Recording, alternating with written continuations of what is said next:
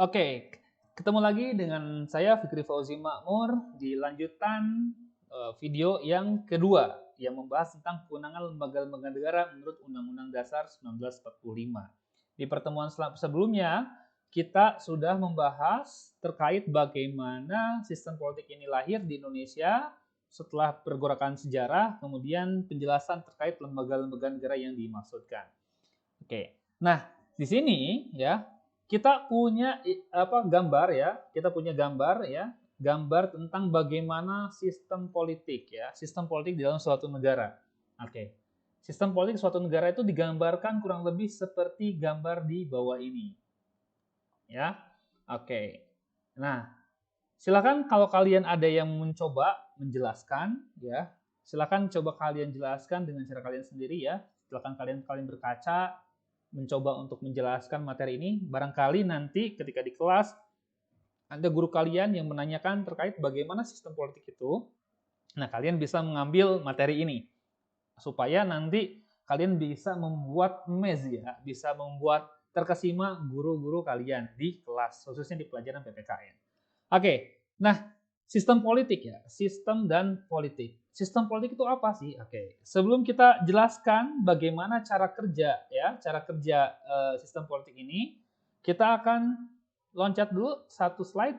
Nah, gitu. Di sini kita akan kaji dulu dari segi kata ya. Ada sistem dan ada istilah politik. Oke. Sistem itu apa? Sistem itu adalah perangkat unsur. Oke. Berarti kalau perangkat unsur berarti unsurnya itu lebih dari satu ya, lebih dari satu. Oke. Sudah pasti lebih dari satu. Oke. Kemudian unsur-unsur ini ya, mereka tuh saling berkaitan. Ya. Ketika ada unsur-unsur ini saling berkaitan. Sehingga membentuk suatu totalitas atau suatu kesatuan yang utuh begitu. Misalkan begini, ini kita bayangkan ada titik-titik ya. Titik-titik ini adalah unsur-unsurnya. Oke, ini adalah unsur-unsurnya. Kemudian titik-titik ini kemudian saling bersatu ya. Titik-titik ini saling bersatu. Nah, ibaratkan bayangkan aja ya, karena menggambarnya memang sulit untuk menggambar lingkaran yang sempurna. Bayangkan aja ini adalah lingkaran yang sempurna, ya. Nah, lingkaran sempurna ini kalau kita lihat tadi ya, kalau kita berkaca tadi sebelumnya bahwa lingkaran sempurna ini terdiri dari titik-titik tadi ya, yang saling berkaitan ya. Kemudian menghasilkan suatu totalitas. Yang mana totalitas yang dimaksud adalah lingkaran ini, gitu, teman-teman. Oke.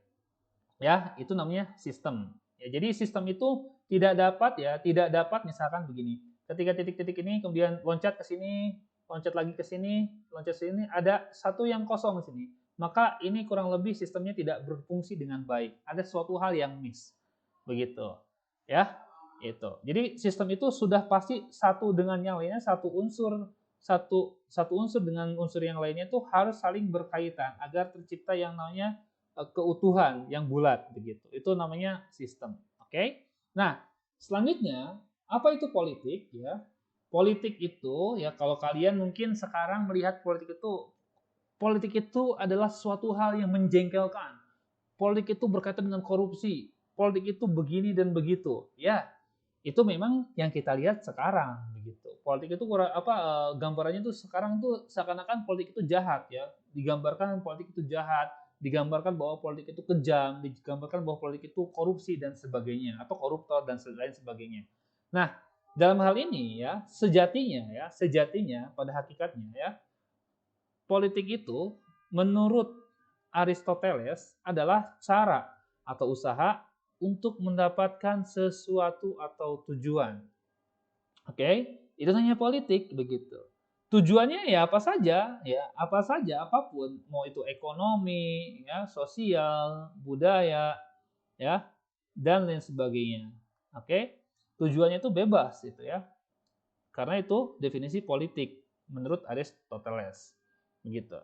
Nah, kalau begitu, apa itu sistem politik? Begitu. Sistem politik itu lalu apa? Oke, saya di sini kita gabungkan. Saya di sini mengambil pendapat dari Profesor Sumantri ya, mengatakan bahwa sistem politik itu merupakan pelembagaan hubungan ya antar manusia yang berupa hubungan infra dan suprastruktur politik begitu. Jadi di dalam sistem politik itu merupakan adanya hubungan antara manusia yang digambarkan melalui infra dan suprastruktur politik. Oke. Nah, itu adalah sistem politik. Secara simpelnya, sistem politik itu adalah keseluruhan kegiatan politik yang berkaitan dengan hubungan infrastruktur dan suprastruktur politik. Oke, itu simpelnya seperti itu. Nah, lalu bagaimana cara kerja sistem politik begitu ya? Bagaimana cara kerja sistem politik? Nah, cara kerjanya seperti ini, teman-teman. Cara kerja sistem politik itu kurang lebih seperti yang kalian lihat di layar kaca kalian. Oke. Di situ jika kalian lihat ada yang namanya infrastruktur politik, ada juga yang namanya suprastruktur politik ya. Sini. Kemudian di dalam sistem politik ini juga pasti terdiri dari input, ada proses, dan ada outputnya. Oke. Input ini bersumber dari mana? Ya. Input ini sumbernya itu dari tuntutan dan dukungan. Itu sumber dari input.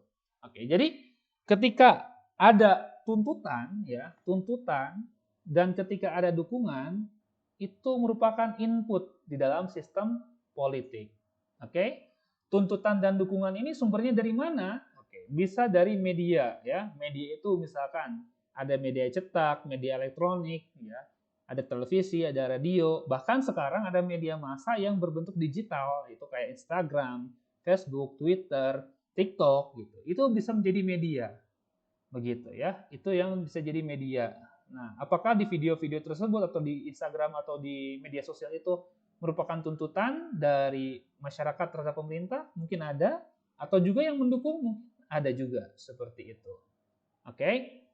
Nah, teman-teman, jika kalian sudah paham bahwa di dalam sistem politik itu ada input ya, ada input yang bersumber dari tuntutan dan dukungan yang berasal bisa dari media ya, atau dari pressure group ya. Ini pressure group.